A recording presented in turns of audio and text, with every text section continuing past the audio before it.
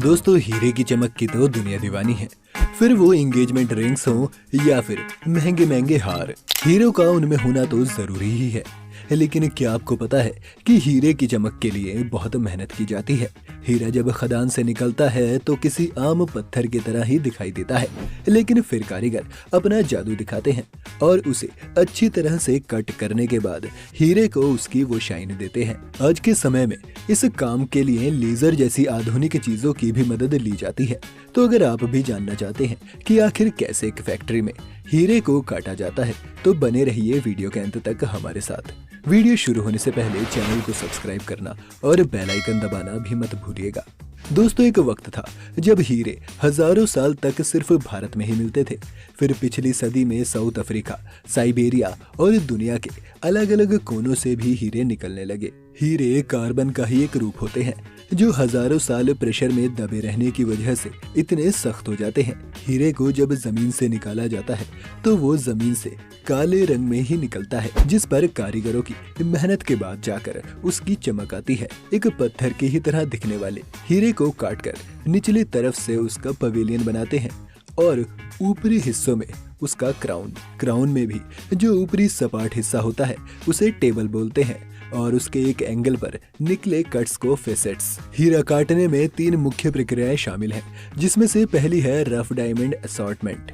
इस प्रक्रिया में सबसे पहले निकाले गए हीरो की जांच होती है और उन्हें 2 विभिन्न श्रेणियों में बांटा जाता है, सोएबल और मेकेबल डायमंड्स। मेकेबल डायमंड्स वो होते हैं जिनका साइज एक हीरे के लिए पर्याप्त होता है, लेकिन सोएबल डायमंड से एक से ज्यादा हीरे बनाए जा सकते हैं। सोएबल हीरो को यहाँ से अलग करते हुए एक कारीगर द्वारा काटने के लिए मार्क किया जाता है। ये कारीगर फिर इन हिस्सों पर मार्कर से निशान लगा देते हैं और ये हीरे एक लेजर की मदद से 2 या उससे ज्यादा हिस्सों में काट लिए जाते हैं। अब ये हीरे भी मेकेबल डायमंड्स हो गए हैं और इन्हें आगे भेज दिया जाता है। इसके बाद आता है प्लानिंग और मार्केटिंग डिपार्टमेंट। प्लानिंग में ये देखा जाता है कि किस तरह से कट लगाकर वो हीरे के क्राउन, पवेलियन और बाकी के हिस्सों को बनाएंगे। कारीगरों को भी ये ध्यान रखना होता है कि डिजाइन कुछ इस तरह का बने जिसमें हीरे का ज्यादा वजन कम ना हो।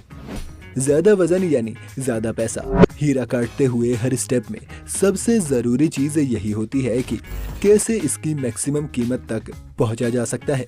प्लानिंग डिपार्टमेंट के लोग इन हीरो पर मार्कर से फिर मार्किंग कर देते हैं ताकि ये मालूम पड़ जाए कि हीरा कैसे काटना है।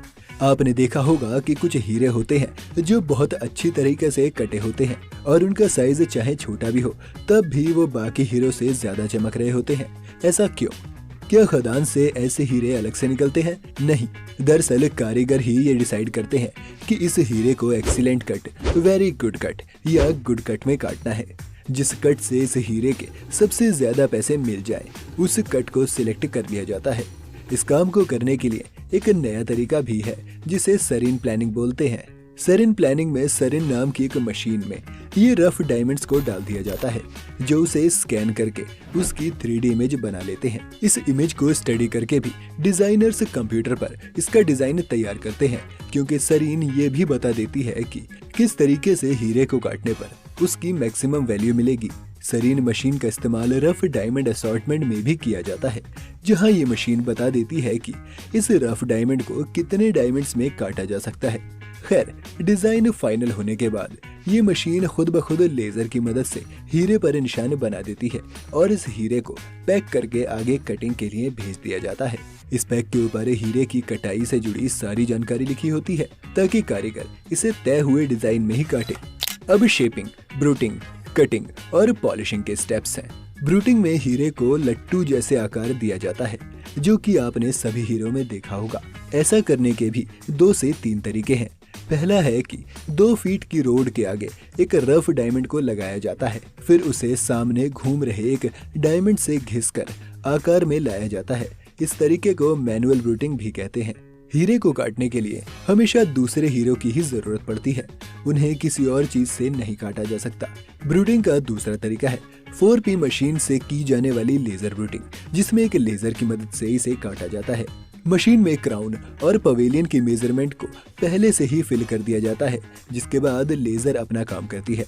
जो फैक्ट्रियां 4P मशीन इस्तेमाल नहीं कर सकती वो 2P मशीन का सहारा लेती हैं। इस मशीन में डायमंड को एक जगह लगाकर उसे शेव करने के लिए एक घूमते रिंग का सहारा लिया जा रहा है। इस रिंग का बाहरी हिस्सा भी पाउडर डायमंड से ही बना होता है, इसलिए ये भी हीरे को अच्छी तरह आकार में ले आती है। सही आकार में आने के बाद कारीगर इन्हें इन टैक्स या अंगूर कहे जाने वाले डिवाइसेस में पकड़ते हैं और इन तेजी से घूम रहे व्हील्स पर घिसते हैं। इन व्हील्स को भी पाउडर डायमंड से ही बनाया गया है।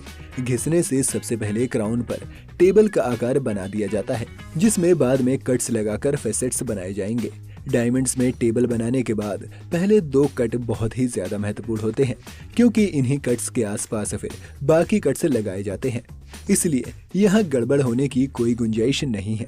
टेबल से लेकर फेसेट्स तक पहुँचने में 1 हफ्ते से ज्यादा का भी वक्त लग सकता है और पूरे हीरे को बनाने के लिए 3 हफ्तों का वक्त। ऐसा इसलिए है क्योंकि जब ये हीरे इस व्हील के ऊपर घिस जाते हैं तो ये जल्दी गर्म हो जाते हैं, जिसके बाद इन पर काम करना नामुमकिन हो जाता है। इसलिए लगातार एक ही हीरे पर ज्यादा देर तक काम नहीं किया जा सकता। हीरे को काटने की टेक्नोलॉजी चाहे काफी विकसित हो गई हो, लेकिन दुनिया भर में आज भी उसमें टेबल और फेसेट्स बनाने का काम आज भी केवल कारीगरों को ही दिया जाता है। इसलिए एक हीरे की फैक्ट्री में आज भी सबसे ज्यादा जरूरी कारीगर ही है, जो उसके डिजाइन से लेकर उसकी कटिंग तक में जुड़े रहते हैं। फेसेट्स बनाने के बाद ये हीरे राउंडिंग मशीन में जाते हैं। वैसे एक अच्छे हीरे में माना जाता है कि 57 से 58 फेसेट्स होते हैं। राउंडिंग मशीन में एक हीरे को 2 ट्यूब्स के बीच रखा जाता है। यहाँ पर हीरे की बारीकियों पर काम हो रहा होता है और यहीं से कुछ छोटे छोटे हिस्सों को हीरे पर से हटाकर उसकी शाइन में इजाफा किया जाता है। इस आखिरी राउंड के बाद एक हीरा पूरी तरह से बनकर तैयार हो जाता है। तो दोस्तों, ये थी डायमंड की कटिंग और मैन्युफैक्चरिंग प्रोसेस।